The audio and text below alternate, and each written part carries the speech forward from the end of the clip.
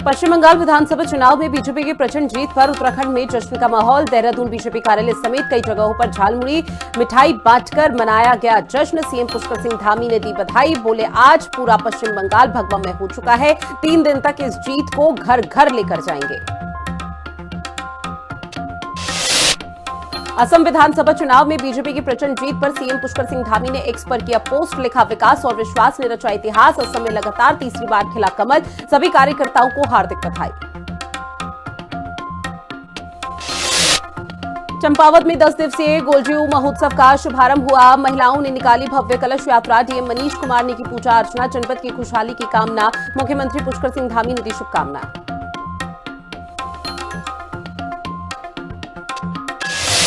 उत्तरकाशी में अवैध अफीम की खेती पर बड़ी कार्रवाई। पुलिस राजस्व की संयुक्त छापेमार कार्रवाई। 75 वर्ग मीटर में फैली अवैध अफीम और पोस्त की गई खेती नष्ट। जहां 31 लोगों पर एनडीपीएस एक्ट पर एफआईआर दर्ज।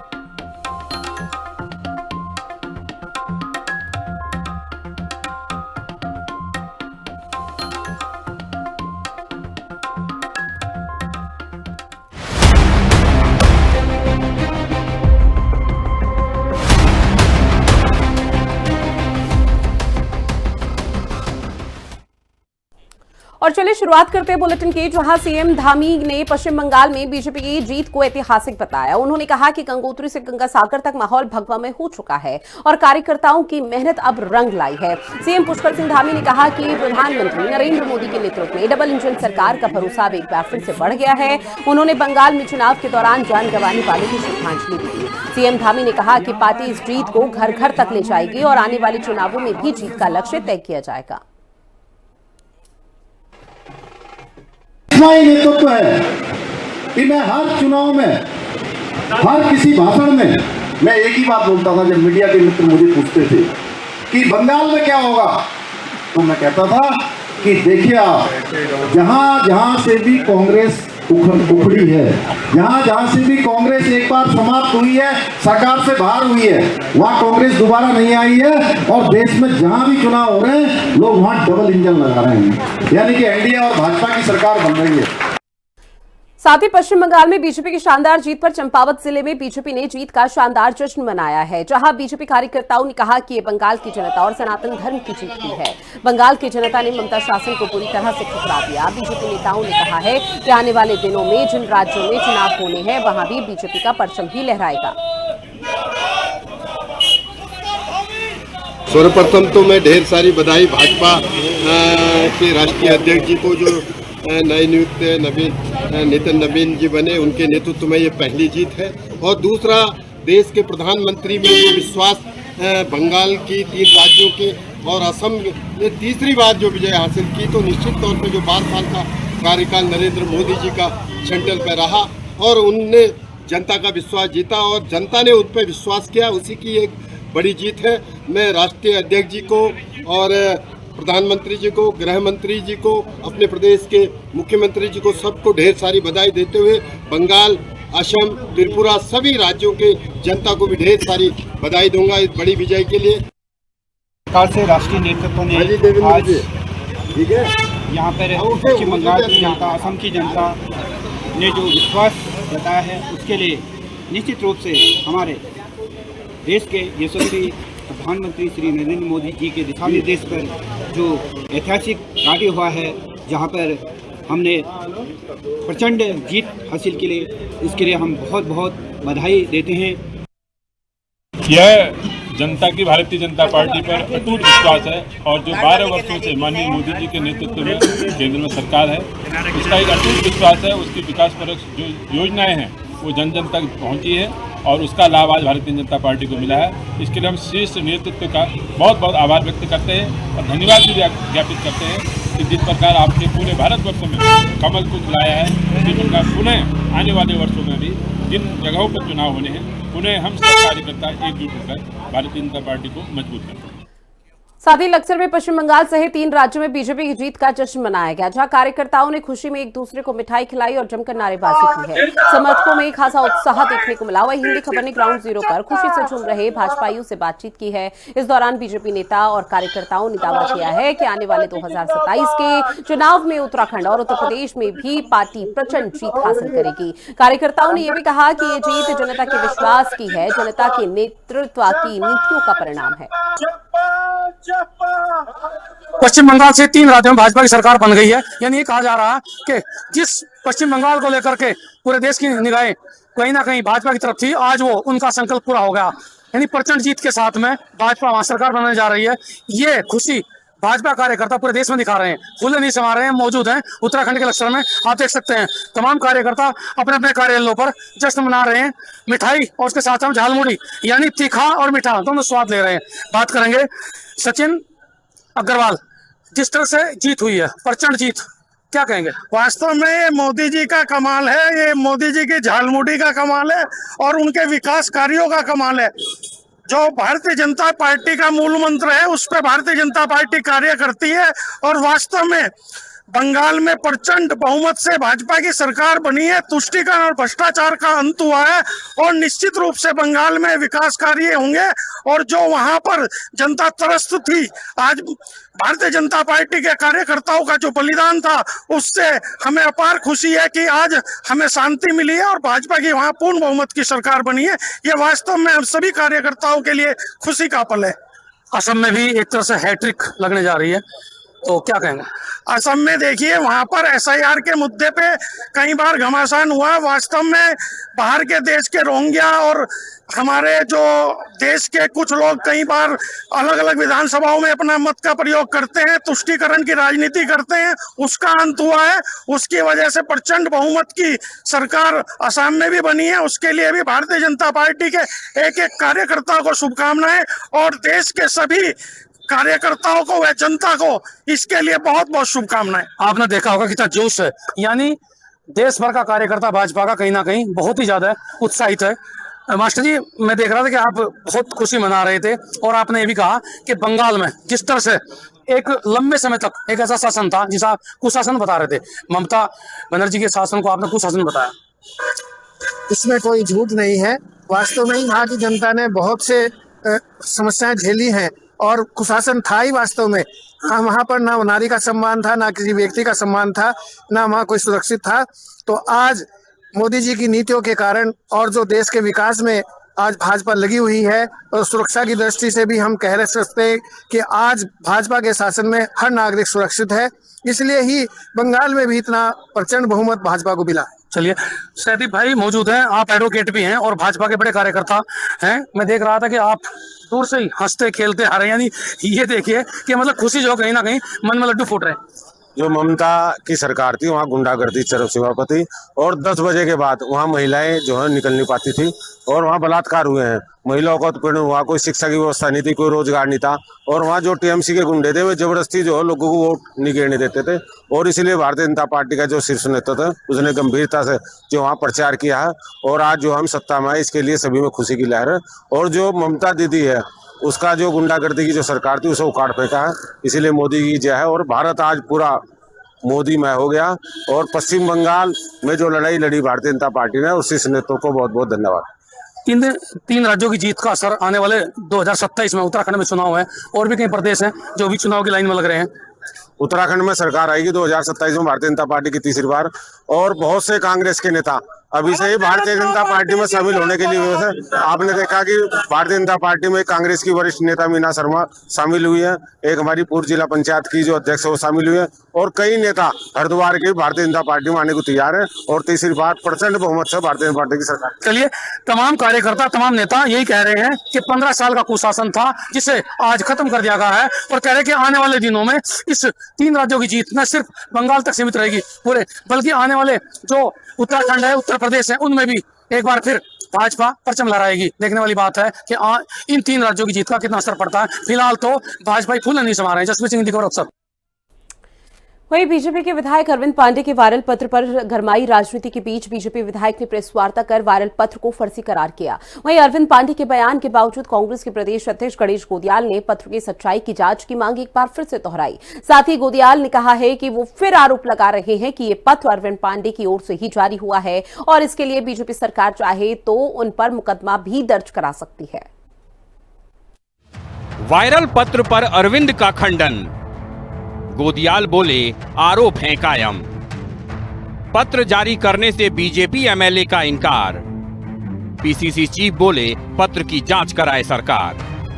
बीजेपी के गदरपुर विधायक अरविंद पांडे के बताए जा रहे सोशल मीडिया पर एक वायरल पत्र को लेकर कांग्रेस प्रदेश अध्यक्ष गणेश गोदियाल ने सरकार को घेरा था। पत्र में विधायक की ओर से उन्हें प्रताड़ित करने और उनके खिलाफ मुकदमे दर्ज कराकर उन्हें फंसाने की साजिश की बात कही गई थी, जिस पर गोदियाल ने इसकी उच्च स्तरीय जांच की मांग की थी। इस मामले में विधायक अरविंद पांडे की चुप्पी को लेकर भी सवाल उठ रहे थे। अब विधायक अरविंद पांडे ने अपनी खामोशी तोड़ते हुए इस पत्र को काल्पनिक बताया है। बीजेपी प्रदेश कार्यालय में प्रेस वार्ता कर अरविंद पांडे ने कहा कि गणेश गोदियाल ने जिस पत्र को जारी किया उससे उनका कोई वास्ता नहीं है। वहीं अरविंद पांडे के इस बयान के बावजूद कांग्रेस प्रदेश अध्यक्ष गणेश गोदियाल ने पत्र की सच्चाई की जांच की मांग को दोहराया है। गोदियाल का कहना है कि वो इस आरोप पर कायम है कि ये पत्र अरविंद पांडे की ओर से ही जारी हुआ है।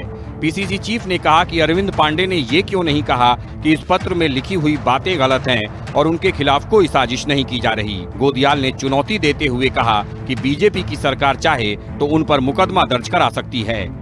कांग्रेस के प्रदेश अध्यक्ष श्री गणेश गोदियाल जी के माध्यम से कोई पत्र जारी किया गया और इसमें हमारे नाम का, अरविंद पांडे नाम का हवाला दिया गया। मैं आप लोगों के माध्यम से मैं इतना ही कहना चाहूँगा कि वह पत्र बिल्कुल काल्पनिक है। उस पत्र से हमारा कोई वास्ता नहीं है, कोई मतलब नहीं। उन्होंने आज जो प्रेस कॉन्फ्रेंस की, उनको ये कहना चाहिए था कि ये आरोप गलत हैं, मेरे द्वारा ये जो आरोप लगाए गए ये गलत हैं, ये कहना चाहिए था उनको। मतलब ये इस पत्र में जो दिखाया गया है कि ये आरोप मैं लगा रहा हूँ, ये नहीं है, सही नहीं है। धामी जी अच्छा काम कर रहे हैं। धामी जी ने मेरे खिलाफ कोई साजिश नहीं की, कोई षड्यंत्र नहीं किया। मैं धामी जी का सिपाही हूँ, ये कहना चाहिए उन्हें। हमें तो खुशी होती कि भाई ऐसी बात कहें हो, लेकिन ये बात न कह के वो ये कह रहे हैं कि ये इससे मेरा कोई लेना देना नहीं। ये शायद ऐसे इस तरह का वाक्य था उनका कि मेरा इससे कोई लेना देना नहीं।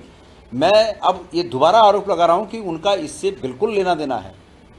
और बीजेपी की सरकार अगर चाहती है तो मेरे पे केस करे कि गणेश गोदियाल कह रहा है कि इस पत्र से निश्चित रूप में अरविंद पांडे जी का और धामी जी का लेना देना है। मैं कह रहा हूँ है, जांच होनी चाहिए इसकी। अवैध खनन के मुद्दे पर अपनी ही सरकार को घेरने वाले और अधिकारियों के खिलाफ मोर्चा खोलने को लेकर चर्चा में रहे विधायक अरविंद पांडे के भाई समेत 4 लोगों के खिलाफ बाजपुर पुलिस ने फर्जी तरीके से जमीन हड़पने के आरोप में मुकदमा दर्ज किया था, जिसके बाद विधायक अरविंद पांडे ने इशारों में सरकार और जिले के अधिकारियों पर अपने बयानों के तीर छोड़े थे। हालांकि बीजेपी नेतृत्व के हस्तक्षेप के बाद विधायक ने चुप्पी साध ली थी। अब विधायक के कथित वायरल पत्र पर मचे घमासान के बाद अरविंद पांडे ने पत्र से अपना संबंध होने से इनकार किया है। हालांकि पत्र में सरकार पर जो आरोप लगाए गए थे उस पर अरविंद पांडे ने कुछ नहीं कहा है, जिसे लेकर कांग्रेस प्रदेश अध्यक्ष अब भी सरकार और बीजेपी पर हमलावर हैं। देहरादून से संवाददाता शुभांगी भट्ट के साथ ब्यूरो रिपोर्ट, हिंदी खबर। अब बात करते हैं हरिद्वार की, जहां जिला अधिकारी मयूर दीक्षित की अध्यक्षता में जनसुनवाई कार्यक्रम का आयोजन हुआ। इस दौरान 70 शिकायतें प्राप्त हुई, जिनमें से 32 का मौके पर ही निस्तारण कर दिया गया। बाकी मामलों को संबंधित विभागों को भेज दिया गया है। आपको बता दें कि जनसुनवाई के दौरान जमीन विवाद, बिजली, पानी, राशन और अतिक्रमण जैसी कई समस्याएं सामने आई। जिला अधिकारी ने अधिकारियों को निर्देश दिए हैं कि सभी शिकायतों का समयबद्ध तरीके से संवेदनशीलता के साथ समाधान किया जाए। साथ ही लंबित मामलों को प्राथमिकता से निपटाने के आदेश भी दिए गए। ऑनलाइन प्लस ऑफलाइन शिकायत मिला के करीबन 70 शिकायतें प्राप्त हुई हैं। उसमें से अधिकांश का निस्तारण भी कर दिया गया है। कुछ ऐसे डिपार्टमेंट्स हैं जिनके द्वारा पुरानी दी गई शिकायत पे कार्रवाई नहीं की गई थी, उनका रिव्यू किया जाएगा। अभी उनको बुलाया गया है और अगर उनके द्वारा संतोषजनक उत्तर नहीं दिया गया तो उन पर कार्रवाई भी की जाएगी। कुछ मुख्यतः जो शिकायतें आई हैं, कुछ बिजली से रिलेटेड हैं, कुछ पेयजल से संबंधित शिकायतें हैं, पैमाइश से संबंधित शिकायतें हैं और साथ ही स्वास्थ्य विभाग और शिक्षा विभाग की बिल्डिंग आदि जल भराव जो बारिश हुई उसके संबंध में कुछ शिकायतें आई हैं। साथ ही टिहरी में आयोजित जनता दरबार में मुख्य विकास अधिकारी वरुण अग्रवाल ने आंधी तूफान और ओलावृष्टि से फसलों को हुए नुकसान पर अधिकारियों से रिपोर्ट मांगी है। उन्होंने आपदा विभाग के अधिकारियों द्वारा ग्रामीणों के फोन न उठाने पर नाराजगी जताते हुए कार्रवाई की चेतावनी दी। बैठक में लोक निर्माण और पुनर्वास विभाग के मामले प्रमुख रूप से शामिल रहे। वहीं सीडीओ ने किसानों के नुकसान का जल्द आकलन कर रिपोर्ट पेश करने को कहा गया है और राहत कार्य में तेजी लाने के निर्देश दिए।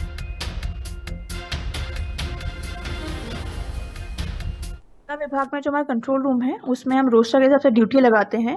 हमें जो आज एक कंप्लेंट प्राप्त हुई कि वहाँ पे एक फ़ोन नहीं उठाया गया, उसमें तत्काल संज्ञान लेते हुए उसमें कार्रवाई की गई है और हमने दोबारा उस रोस्टर को रिवाइज करने के भी निर्देश दे दिए गए, जिससे कि जो भी उधर मौजूद हो उसकी हम ब्रीफिंग करेंगे और इंश्योर करेंगे कि कोई भी ऐसा दोबारा प्रकरण सामने ना आए जिसमें फ़ोन ना उठाने की कोई भी घटना आए, और जिसने नहीं उठाया उसके विरुद्ध कार्रवाई के भी हमने निर्देश दे दिए गए।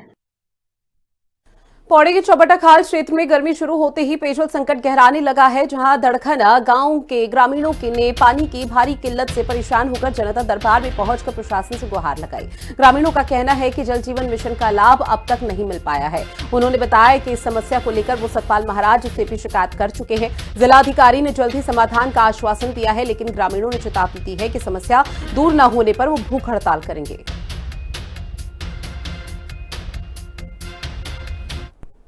2024 में तो उसमें यह तय हुआ था कि दड़खंड गांव को जो है चौबटा खाल पंपिंग योजना से जो है पानी दिया जाएगा, लेकिन तब से लेकर आज तक न तो हमारी जल जीवन मिशन के अंतर्गत जो 65 लाख की योजना सैंक्शन हुई थी उसमें कार्य हो पाया और ना ही जो है अभी तक जो है विभाग ने कोई सुल दी। हम बार बार जो है विभाग से मिलते रहे, लेकिन जो है विभाग सुनने के लिए कहीं भी तैयार नहीं है। और जो बात वहां पे तय हुई थी खुली बैठक में, उस पर भी जो है वो किसी प्रकार का विभाग ने विचार नहीं किया। अगर हमारी समस्या पेयजल की जस की तस रहती है और कोई कार्यवाही नहीं की जाती है तो मजबूर होकर हमें जो है जिलाधिकारी कार्यालय पे भूख हड़ताल, आमरण अनशन और धरने पे बैठने के लिए तैयार होना पड़ेगा। हमारे यहाँ पानी की बहुत समस्या है। हर गांव में जल नल है, लेकिन हमारे गांव में कहीं पानी नहीं है। हमें चढ़ाई चढ़ के पानी के लिए जाना पड़ता है, इसलिए हम लोग यहाँ पे आए हैं पानी के बारे में। एक्सीएन खुद वहाँ मौके पर जाएंगे अपनी पूरी टीम के साथ में, और इसका क्या दिक्कत आ रही है, क्योंकि वो शायद गांव वालों के विरोध के कारण कोई एक काम रोक दिया गया था। वो चाहते हैं कि एक आसपास का दूसरा स्रोत है उससे वहाँ पे पानी सुचारू किया जाए, तो वहाँ के सभी ऑल्टरनेटिव ऑप्शंस जो हैं उसको एक्सप्लोर करेंगे और इसको जल्द से जल्द हम लोग पानी वहाँ पे उस गाँव को भी प्रोवाइड करेंगे। और इसके अतिरिक्त भी हमारी, क्योंकि इस सीज़न में पौड़ी जनपद में थोड़ी पानी की समस्याएं अधिक आने लग जाती है, तो उसके लिए हम लोगों ने कंट्रोल रूम भी दोनों जगह पे कोटवार डिवीजन में भी और पौड़ी में भी एक कंट्रोल रूम स्थापित किया है। और साथ में अब हम लोग जेईज, जितने भी जेईज और एईज हैं हमारे, उन सबका डेली वो किस गाँव में गए और क्या कार्य किया, इसकी भी अब हम लोग रिपोर्ट ले रहे हैं।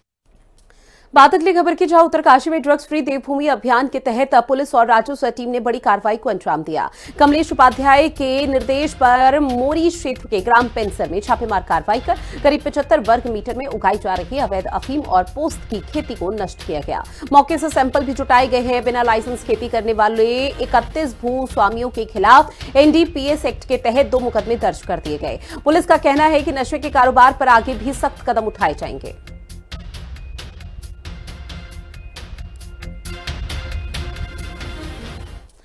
वहीं नैनीताल में मानव वन्यजीव संघर्ष लगातार जानलेवा साबित हो रहा है। पिछले 2 हफ्तों में 5 लोगों की मौत से इलाके में दहशत का माहौल है। ज्योली गांव में महिला को बाघ ने, भदूनी में युवक को गुलदार ने और लालकुआं क्षेत्र में हाथी ने 3 लोगों को कुचल दिया। घटनाओं के बाद प्रशासन अलर्ट पर है। जहां ललित मोहन रयाल ने वन विभाग को सख्त निर्देश देते हुए गश्त बढ़ाने और लोगों को जंगलों से दूर रहने की अपील की है, ताकि ऐसी घटनाओं पर रोक लगाई जा सके।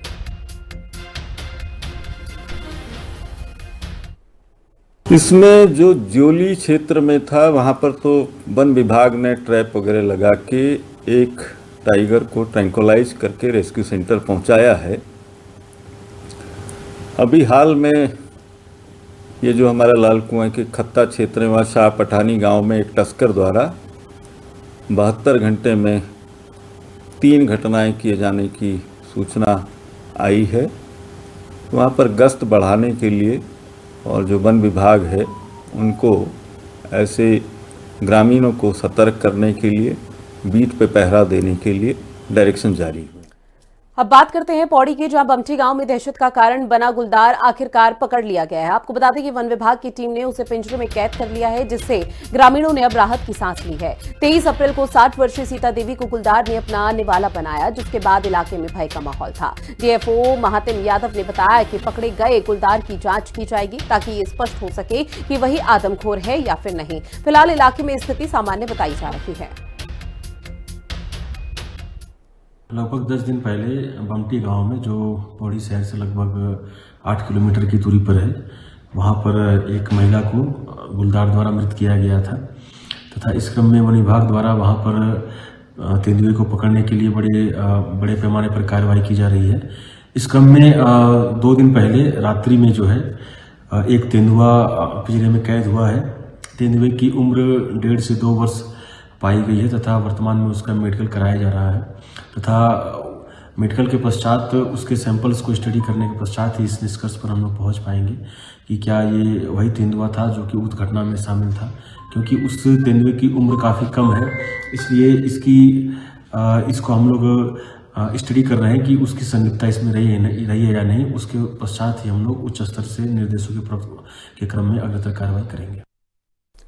अब बात ऋषिकेश की करते हैं, जहां श्रीदेव सुमन विश्वविद्यालय कैंपस में छात्र संघ समारोह धूमधाम से मनाया गया। कार्यक्रम में सांस्कृतिक प्रस्तुतियों ने सभी का मन मोह लिया, जहां इस मौके पर सतपाल महाराज, राम सिंह कैड़ा और प्रेमचंद अग्रवाल सहित कई जनप्रतिनिधि शामिल हुए। वक्ताओं ने कहा है कि ऐसे आयोजन युवाओं की प्रतिभा को निखारने का मंच देते हैं। छात्रों ने लोक संस्कृति पर आधारित शानदार प्रस्तुतियां दी और पूरे कार्यक्रम में उत्साह का माहौल रहा।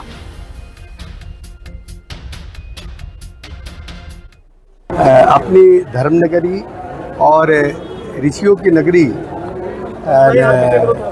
में मुझे आने का मौका मिला। यहाँ छात्र संघ का समारोह वार्षिकोत्सव था और छात्र संघों में मैं कई बार रहा हूँ और छात्रों से मेरा एक परिवार का रिश्ता रहा है। छात्र छात्राओं से एक आत्मीयता का रिश्ता रहा है। इसलिए छात्र संघों के जो भी वार्षिकोत्सव या सम्मेलन या दूसरे कार्यक्रम होते हैं, वहाँ पर समय मिलने पर मैं पहुँचने का प्रयास करता हूँ। आज श्रीदेव सुमन विश्वविद्यालय ऋषिकेश में वार्षिकोत्सव में मैं यहाँ पर पहुँचा हूँ। निश्चित रूप से यहाँ के छात्र संघ के पदाधिकारियों ने एक ऐतिहासिक वार्षिकोत्सव यहाँ पर रखा है। चंपावत में 10 दिवसीय गोलजीव महोत्सव की शुरुआत भव्य कलश यात्रा के साथ हुई, जहां कुमाऊनी परिधान में सजी महिलाओं ने ढोल नगाड़ों और छोलिया नृत्य के साथ गोलजीव मंदिर तक शोभा यात्रा निकाली। मंदिर में पूजा अर्चना के साथ महोत्सव का शुभारंभ हुआ। मुख्यमंत्री पुष्कर सिंह धामी का कार्यक्रम बारिश के चलते रद्द हो गया, हालांकि उन्होंने अपनी शुभकामनाएं दी हैं। जिलाधिकारी मनीष कुमार ने पूजा कर जनपद की खुशहाली की कामना की।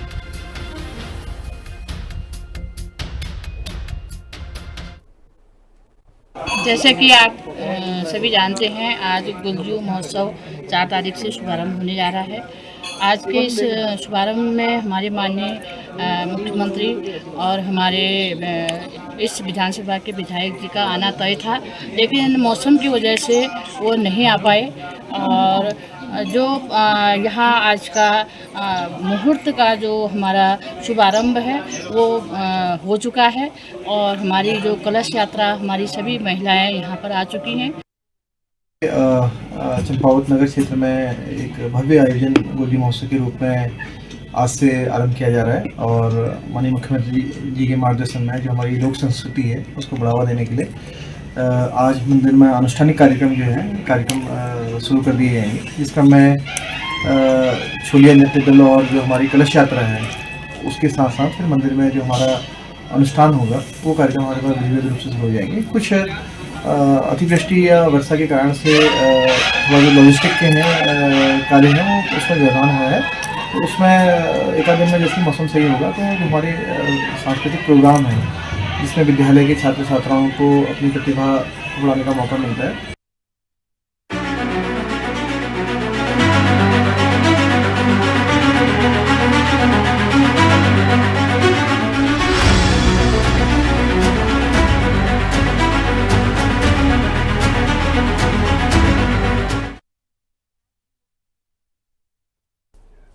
उत्तराखंड के मुख्यमंत्री पुष्कर सिंह धामी ने देवभूमि की आध्यात्मिक विरासत और आधुनिक विकास को साथ लेकर चलने की अपनी प्रतिबद्धता दोहराते हुए कहा है कि साल 2014 के बाद प्रधानमंत्री नरेंद्र मोदी के नेतृत्व में देश में सनातन संस्कृति के पुनर्जागरण का स्वर्णिम काल शुरू हुआ है। उन्होंने कहा कि आज भारत अपनी सांस्कृतिक पहचान को न केवल संरक्षित कर रहा है बल्कि उसे वैश्विक मंच पर भी एक नई प्रतिष्ठा प्रदान की जा रही है। मुख्यमंत्री धामी ने कनेक्टिविटी और विकास संबंधित काम भी इस दौरान गिनाए। इसी पर रिपोर्ट देखिए।